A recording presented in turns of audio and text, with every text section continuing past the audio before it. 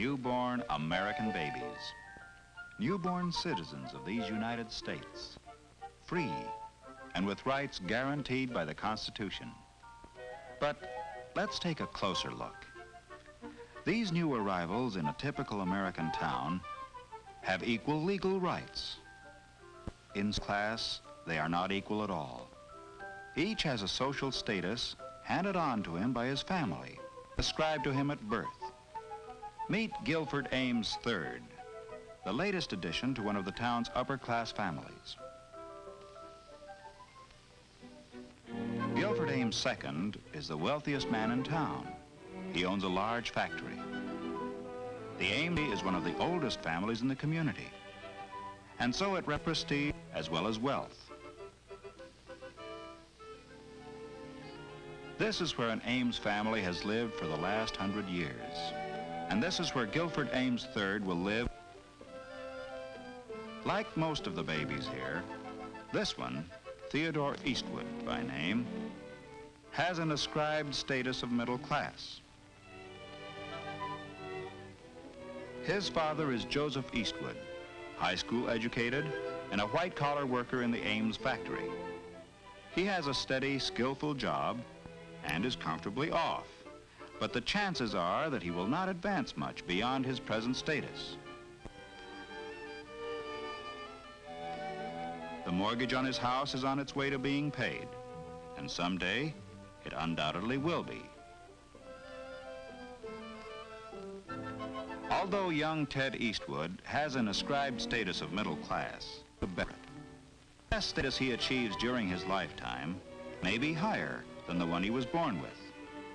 It could be true to maybe David Benton, whose ascribed status is lower class. David's father is Michael Benton, an unskilled factory worker who has a meager education. Mr. Benton rents the upper floor of a two-family house in a rundown section of town.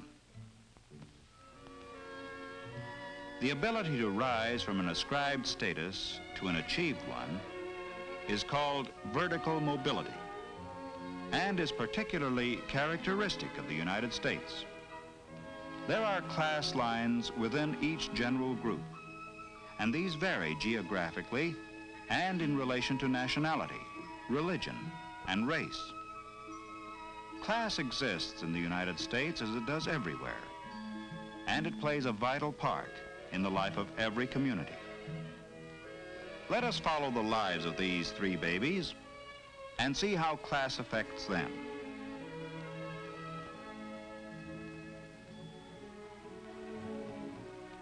"18 years later, Gil, Ted, and Dave are in the graduating class of the town's high school.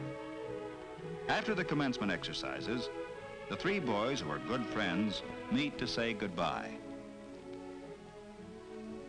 Next fall, Gil Ames is going to attend an Ivy League university. Ted, who took a commercial course in high school, plans to get a white-collar job like his father's. Dave is going to work too, so that he can add to his family's income. Friends forever, they've said. Well, maybe in a way, but these boys come from families of different classes, and the lines of social class are real here in America, as they are everywhere, in Europe, in Asia, and even in the Soviet Union. As the years pass, class boundaries will separate Gil and Ted and Dave more and more. The boundaries between Ted's middle-class parents and Dave's lower-class parents are as important as those that lie between the upper and the middle classes. Even the simple event of graduation from high school has a different significance for the boys and their families. For Gil, it is only a milestone in his formal education. Later that night, Mr. Ames has a serious talk with his son. Mr. Ames tells Gil that he sent him to public high school so that he could gain a democratic background. But now he's about to enter an environment more in keeping with his social position. At college, he will meet men of his own kind. Gil understands, because already he has developed an awareness of his class, its patterns, and its rules.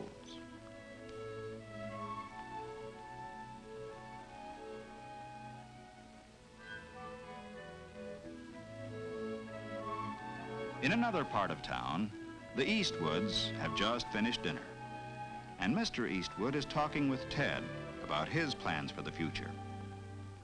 Ted's record in high school was generally good, but there was one subject in which he excelled: drawing. Ted would like to do something professionally in the art field, but his father discourages him. In the light of Mr. Eastwood's own experience, security lies in business and white-collar work. Ted sees his father's point of view and agrees that the commercial courses he took in high school have prepared him for office work, and so that's the kind of job he'll look for.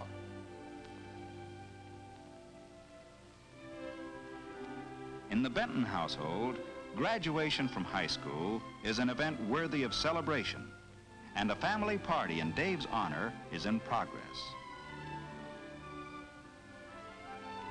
Mr. Benton proudly announces to the guests that Dave has already gone out and found himself a job. In the Benton family and among their neighbors, economic pressures are important. Dave's initiative in finding work is highly regarded by all of them, and his parents are justifiably proud.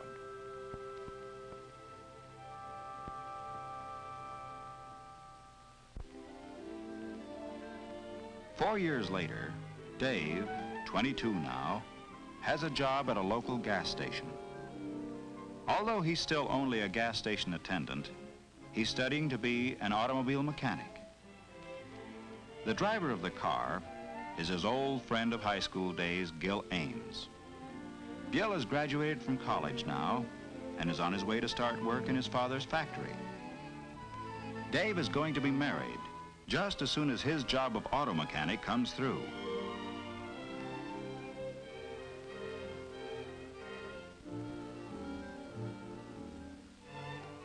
Gil's first day of work in his father's factory turned up still another familiar face. Ted Eastwood has a job in the bookkeeping department. Mr. Ames is taking his son on a tour of all the departments of the factory. Someday, Gil will take over the business, and today, he's beginning to learn about it.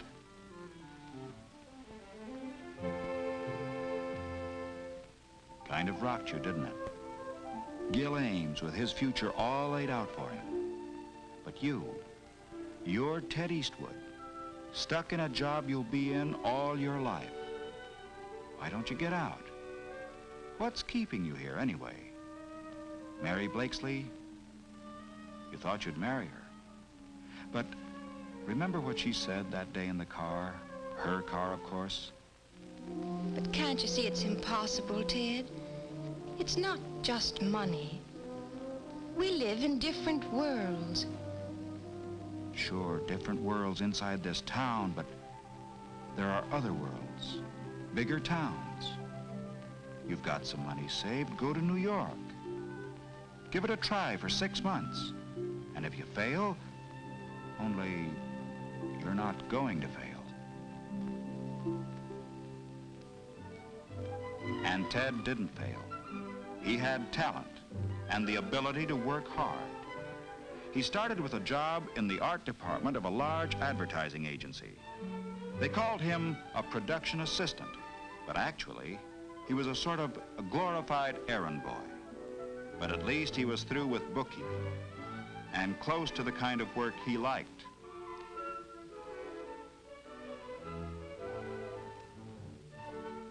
At night, he took courses in commercial art and advertising and spent a good deal of his free time working and studying at home. In the years that followed, Ted gained a thorough technical knowledge of his field.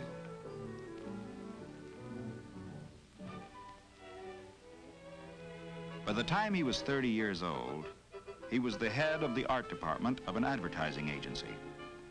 Horizontal mobility, moving from one place to another, has resulted in vertical mobility for Ted Eastwood. a movement upward from his ascribed status to an achieved status that is largely the result of his professional standing.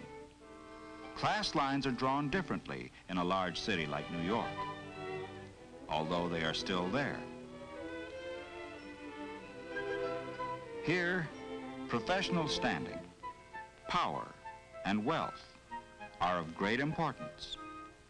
It is possible for members of socially prominent families, theater people who may have come from the lower class, and successful businessmen of the middle class to mix socially, and Ted is an accepted member of the group.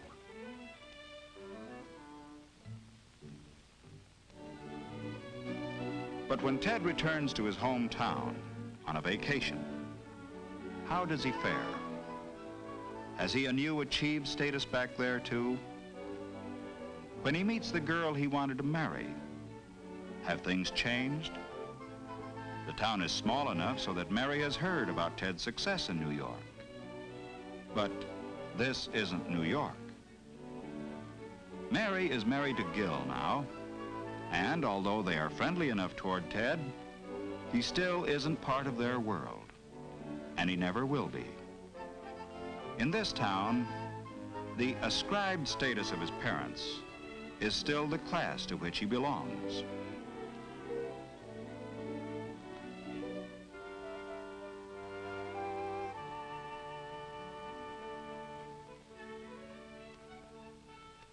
Ted's mother brings him up to date on all the town gossip, but he only half hears her. The meeting with Mary has stirred old memories in him. He's remembering what she said to him about different worlds. He knows now that to her and Gil, he's still the nice kid from the wrong side of the railroad tracks, no matter how successful he is. His achieved status is higher than that of his father's because he has a profession, but that status depends on a place. In this case, New York. Dave Benton, on the other hand, has changed his status hardly at all. He's now a skilled auto mechanic. And although his achieved status is not much better than the one ascribed to him by his family, financially, he will be able to provide better for his wife and children. His third child, a son, was born in the local hospital just yesterday. This new Benton baby has the ascribed status given him by his family. He may, as he grows up, reach a higher achieved status as Ted Eastwood did. Or he may, as his own father did, stay in the class to which he was born. His vertical mobility will depend greatly upon him, his character, his talents, and abilities. It will possibly depend, too, upon geographical mobility, because the criteria for class boundaries vary from place to place. And so it will be for all these babies, all citizens, all equal before the law, but not the same by standards of class.